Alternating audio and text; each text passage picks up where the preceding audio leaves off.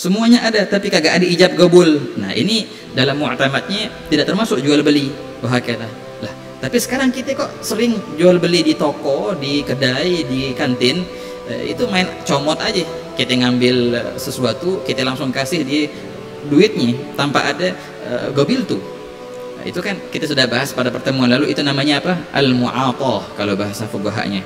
Al-mu'atah itu menurut jumhur fuqaha yang lain selain Syafi'iyah, mereka mensahkan itu. Nah, adapun di kalangan kita, kalangan Syafi'iyah, mu'tamadnya kagak sah, harus pakai akad berarti. Jadi bukan cuma nikah yang ada gobil tuhnya ya. Jual beli pun ada gobil tuhnya. Ente harus bilang bi'tuka, aku jual ini. Dan engkau harus bilang aku terima ini. Gitu.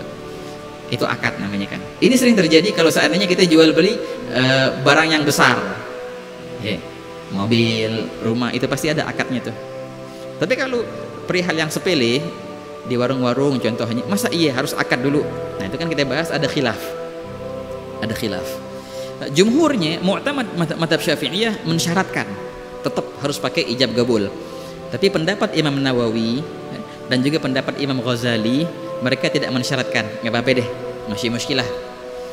Ada yang memperbolehkan jual beli apapun walaupun tanpa akad, yang penting saling redha gitu.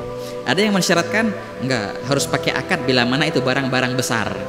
Kalau barang-barang kecil, al-muhaggarat dalam bahasa mereka, itu enggak apa-apa kalau enggak pakai akad. Wah kata.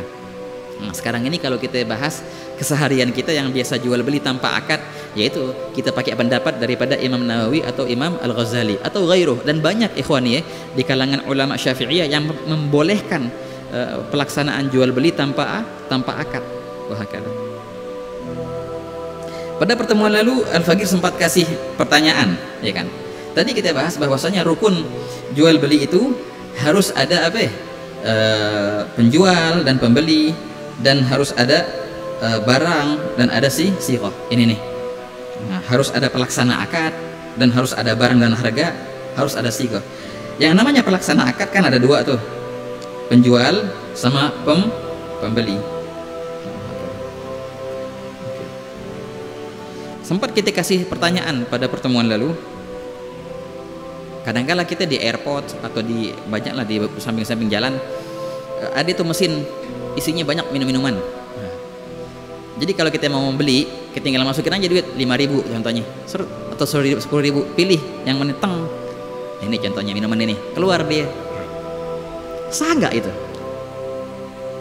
Kalau kita lihat dari rukun ini, adakah barangnya? Barangnya ada ya, ada ya harganya, ada 5.000 tuh.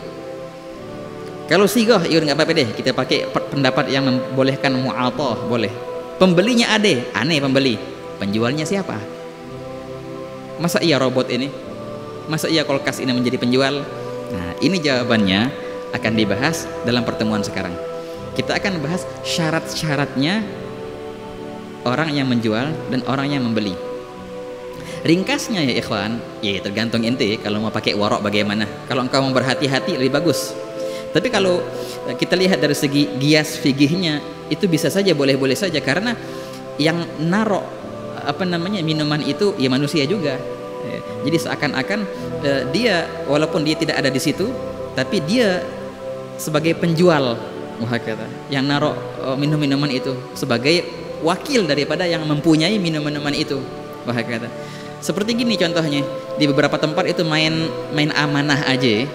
Dulu gitu, kita waktu dulu di pondok tuh, jadi belajar amanah nih.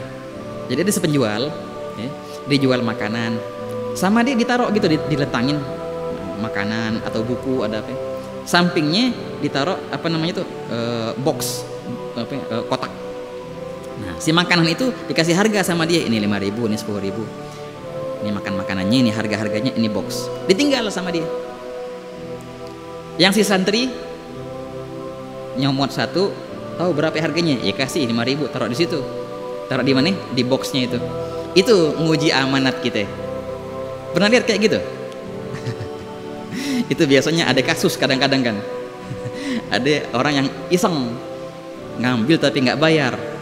Ada lagi yang lebih iseng lagi, duit yang di box itu diambil sama dia malahan. Ada yang kayak gitu kan ya, ada. Tapi ala kulli hal, kita latihan amanah, kagak ada yang lihat, syuf. Bainak wa bainallah, cuma ente sama Allah Ta'ala.